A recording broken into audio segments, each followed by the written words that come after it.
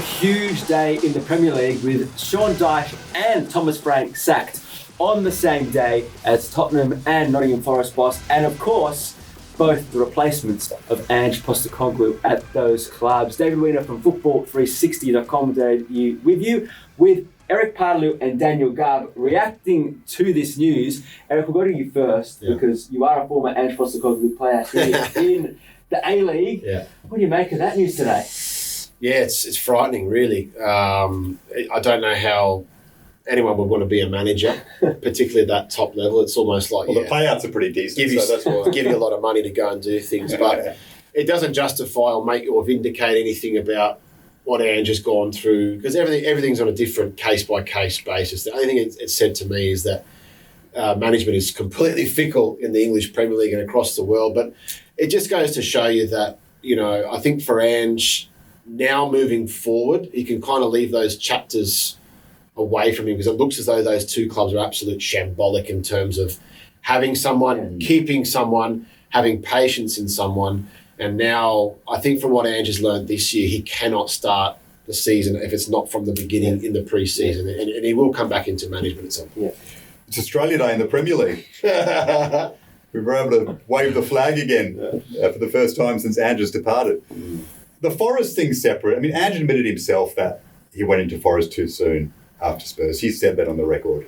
They're fighting relegation. They've gone for a change again. I think that's a separate one, and that's a very difficult situation. I think the Tottenham one's the big one in terms of how we look at Ange. Because we all felt it was the wrong decision to let him go. I certainly felt strongly it was the wrong call. I mean, it delivered the Europa League title. With the benefit of hindsight, it's easy to say, but I've always felt things would have levelled out. People forget that he finished fifth at his first season. The first season after losing their greatest ever player in Harry Kane. To get into Europe, then they go win the Europa League. Yes, they were deplorable in the Premier League, but they were never in relegation danger, even though they finished so low, so they kind of let things slide there a bit, had the bad injury record, focused on Europe and got it done. And he started to show that plan B in Europe a bit more. I think it would have all come together a bit more for him in the third season, but they decided to get rid of him, and look what's happened since. So I think he will feel vindicated by that they made the wrong decision. It would have been better if he'd stuck with me. And that changing things, there are reports today, the players are frustrated, didn't like the quality of football, felt emboldened under Ange and haven't felt that way under Thomas Frank. All of those things that you're hearing, hindsight's 20/20, but I think they made the wrong decision. They should have stuck with it. There's no way he goes back to Tottenham. No. They're 16th and 17th in the league, Tottenham and Forest. So those two clubs needed to make a decision to save themselves from being relegated, and we know how difficult that is to come back into the Premier League. So that needed to be made. You're right. With the Tottenham thing for Ange, his legacy will be there forever. Can he go there and win the Europa League or higher with that squad in that club? No, he can't. So the next challenge for Ange, is it in the English Premier League? Is it outside of it? But I think right now he might be just sitting there having a little smile and a giggle to himself. But it hurts either way, because it just shows you that football is just a crazy old sport, and who would want to be a manager like that? These two bits of news do boost his stocks, though. So if you're his agent and you're pitching to other clubs, you go, well, hang on, look what happened to Forest. They fell apart after him as well. Look what happened at Spurs when he left. It allows his agent or him to frame things in a more positive manner. He's going on the overlap in England. That's really great PR for him. Now, anybody thinks those things don't play a role, is kidding themselves. It does. And he's always been pretty strong in that regard. So I think he's making a bit of a resurgence in that space. Does it help him get a job in Europe? Yeah, quite possibly. Where and when and all that, we just don't know. But his stocks have had a little jump off the back of it. By being on the beach and doing a bit of travelling, his stocks have gone up. And that he is once again inadvertently today going to be the centre of conversation across the planet. I want to ask you, Erik, I know you said 20-year hindsight is great, but a lot of people said, okay, Tottenham, let's see what happens now. You've gone for the solidity, you've gone for the structure. A quote, and we were cheeky, we did run it ourselves on Football360, a quote from 2017 resurfaced about John the Pragmatist replacing him, you'll all be happy. You've lived the cycles of the Ange journey. He promised on the Open Tour bus, season 3, get set for season 3. What would have happened in season 3 at Tottenham if he'd have stayed? What's it like going through that evolution, that journey with him that continues to build over years? Oh, look, it's changed a lot. He's progressed a lot. He's grown a lot. He's changed the way he's coached as well. I don't think it would have got any better for Tottenham. Okay. I don't think they would have got into a position where they would have got any higher than Champions League places. What, like you said, what's the point of doing that and not going and competing and trying to win the thing?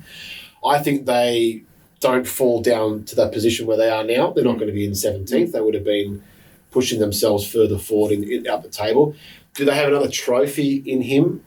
Possibly. There's no way they're going to go and win a Champions League title with that squad against the rest of the world, against the Real Madrids of the planet. I think for Ange, that's going to be the next driving force for him. Where can he win silverware? And yeah, season 3, that's the thing about Ange at Brisbane, at Victory, at Socceroos. There's a cycle. There's a life cycle for what he has and what he can do with a team. Like most coaches, is very intelligent. 2-3 years, I've got the most out of them. Now it's time for him to move on.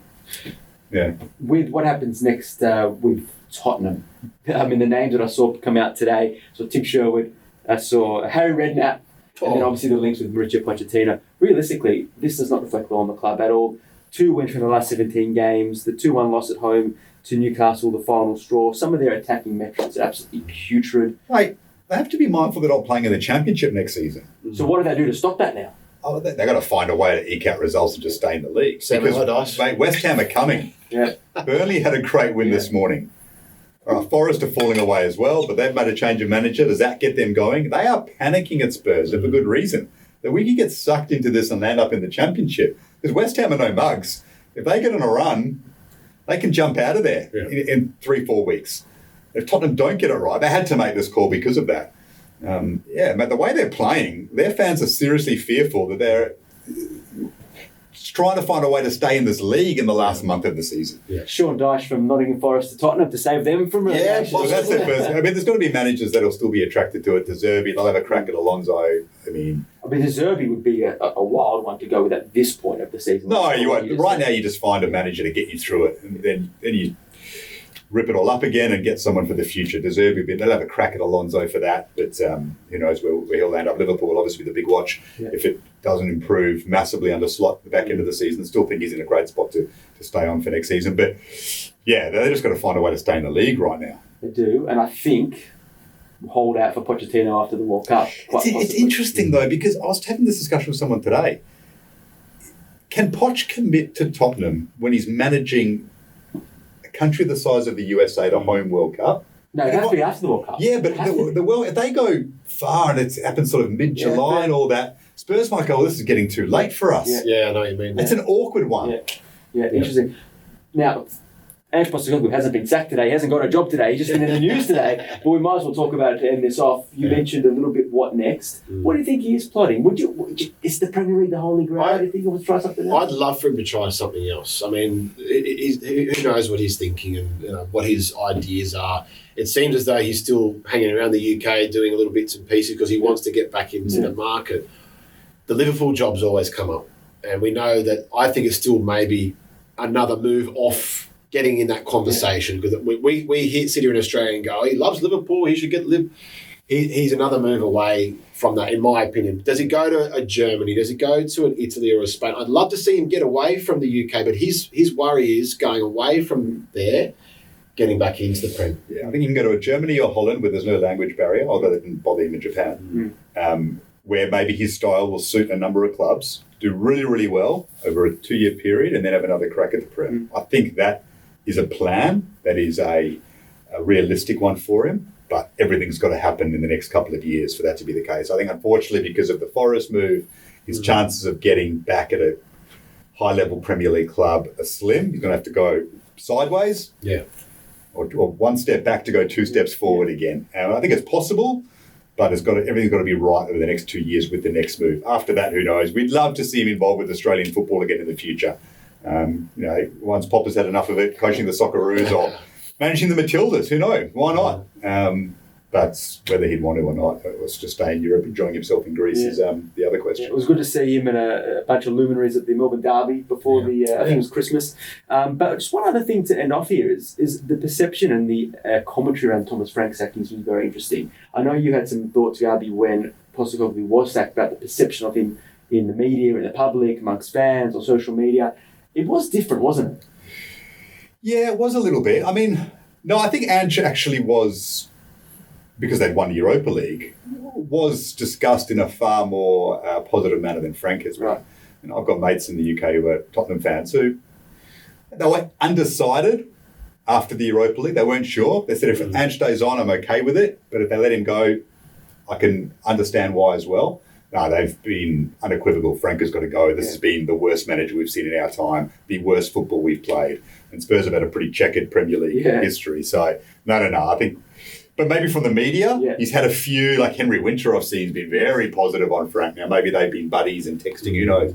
There's all this politics that happens behind the scenes. And Ange's not really interested in a lot of that stuff. So Vince Ruggiero will be happy today. That's all we know. The addendum can be written. The next chapter can be written. Boys, thanks for chatting. We came to talk about the Socceroos today, but while we're here to talk about a bit of Premier League news, why not? And of course, anything you want to know in the world of football, football360.com.au. We've got you covered there. Boys, thanks for dropping in. And until the next time, enjoy football.